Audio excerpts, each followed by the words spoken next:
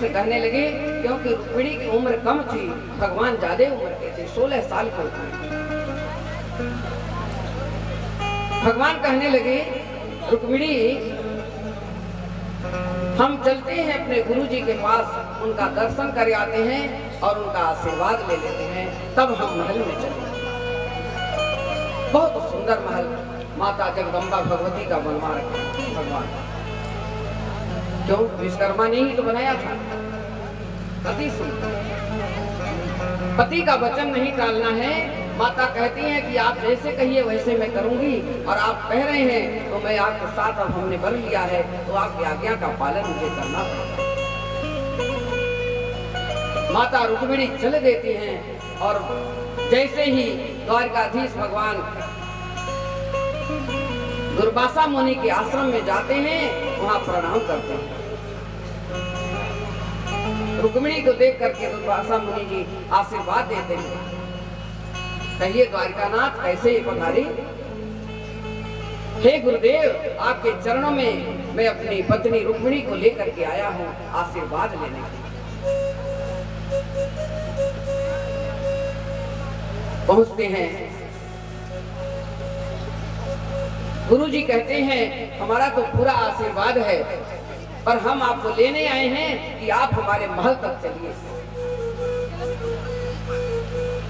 दुर्वासा जी कहते हैं कि मैं कैसे चलूंगा, कैसे ले चलोगे? कोई रथ ले आओ, बैठाओ मुझको और हम चलते हैं, आपके महल तक जरूर चलेंगे।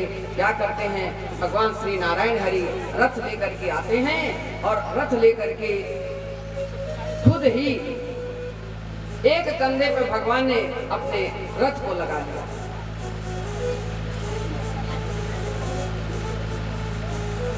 अब रुक्मिणी देख रही है कि मेरे पतिदेव जी भी एक कंधे पर रथ लगा लिए गुरुदेव जी का, तो मेरा क्या हो?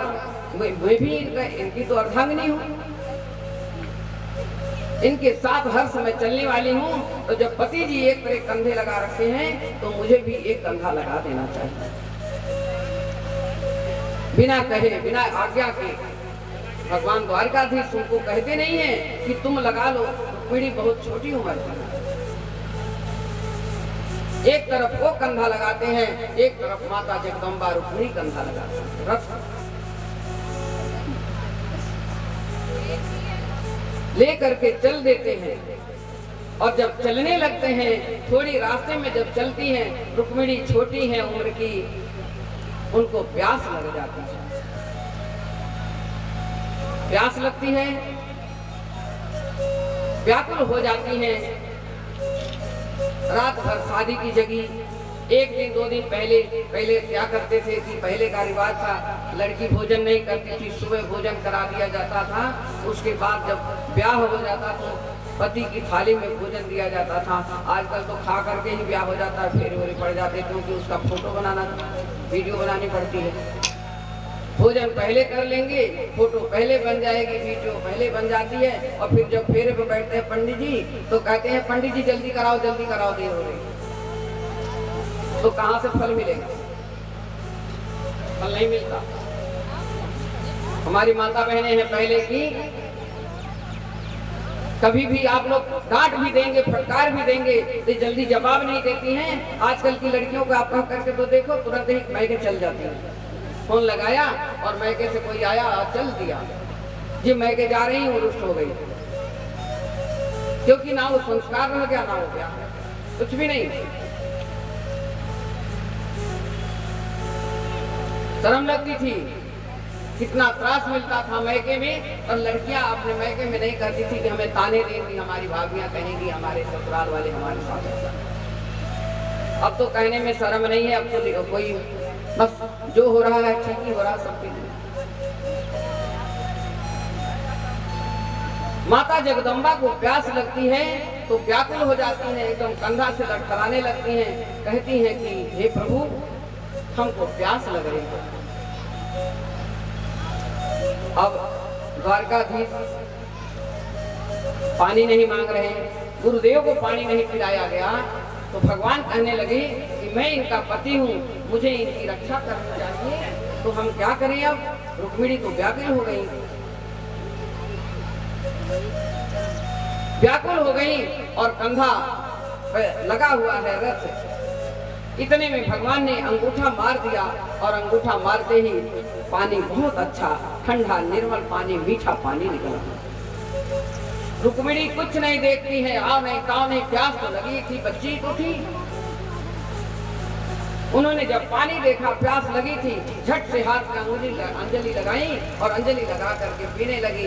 एक तरफ से रथ नीचे हो गया, गुरुजी ऐसे हो गए, झटका लग गया गुरुदेव जी को, दुर्वासा मुनि को।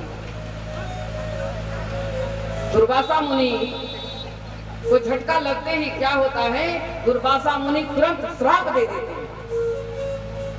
अरे रुक्मिणी, तुझे शर्म नहीं, तेरा गुरु पानी जल नहीं पिया, पति को नहीं पूछी और मुझे भी नहीं पूछी और तुम पानी का जल ग्रहण कर ली।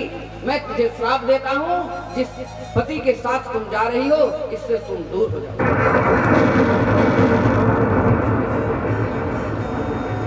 दुखी हो गए द्वारकाधीश, अरे नाथ आपने ये क्या कर दिया, मैं तो रुक्मिणी के बिना एक पल नहीं रह सकता,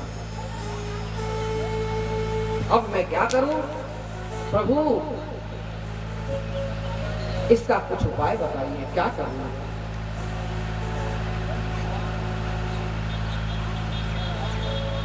गुरु जी कहने लगे इसका एक ही उपाय है, 11 वर्ष तक ये तप करेंगी समुद्र के उधर किनारे एक स्थान पर, जहां से तुम्हारा महल नहीं दिखाई देना चाहिए, और बिना अन्न जल बिना पानी का इनको तप करना है। अगर इन्होंने जल भी ले लिया तो दोबारा इनको फिर तप करना पड़ेगा। दुर्वासा मुनि जी बड़े क्रोधी थे, बात बात में श्राप दे देते थे सभी को, बहुत क्रोधी थे। और गुरुदेव के वचन का पालन तो करना था। और ये लीला भी भगवान द्वारकाधीश की रचाई हुई थी। रुक्मिणी की उम्र कम थी, द्वारकाधीश 26 साल के थे, उनसे 10-11 साल के बड़े थे।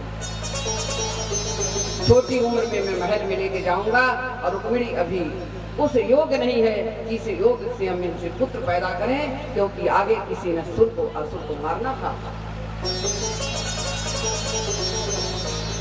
इनके अंदर उतनी शक्ति नहीं है। भगवान ने उपाय पूछा, गुरु ने बताया रुक्मिणी जी 11 वर्ष तक तप करी, महल की तरफ नहीं देखना, जल नहीं पीना, अन्न नहीं खाना, बिल्कुल एकदम लीन हो गई, भगवान के चरणों को स्मरण किया और एकदम विलीन हो गई।